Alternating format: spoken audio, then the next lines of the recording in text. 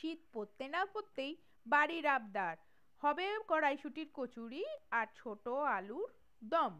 তো বলতেই যেরকম বলা সেরকমই একদম শুরু করে দিলাম।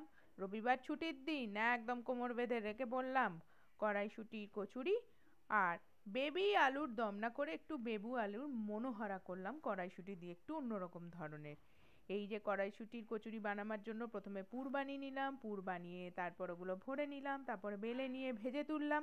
ভাজাটা অবশ্য আমার কর্তা করে দিয়েছিল, কারণ একসাথে এতগুলো করতে গিয়ে নাজেহাল অবস্থা হয়ে গেছিলো।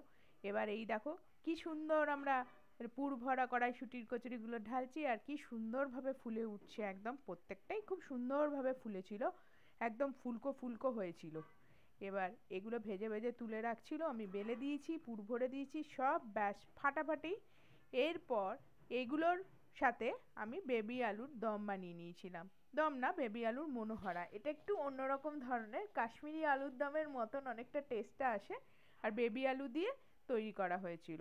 রেসিপিটা পরে তোমাদের বলবো। ব্যাস, কচুরি একদম ভাজা হয়ে যাচ্ছে, একদম গরম গরম। তার সাথে এই আলুর মনোহরা, বেবি পটেটোর মনোহরা, আহা হা হা, অসাধারণ হয়েছিল খেতে। এই শীতের সকালে জলখাবারে ধোয়া উঠছে, ছেঁড়াও যাচ্ছে না, কি গরম কি গরম। পুরটা দেখেছো বন্ধুরা, মারাত্মক ভেতরে, এত সুন্দর পুর ভরা আর বাড়ির তৈরি। তাহলে তোমরাও বানিয়ে ফেলো এত সুন্দর একটা খাবার, শীতকালে এটা ছাড়া তো জমেই না। কড়াইশুঁটি থাকতে থাকতে তোমরাও একদিন সকালের ব্রেকফাস্টে এটা করো, ঠিক আমার মতো। আজকের মতো চলি, টাটা। দারুণ।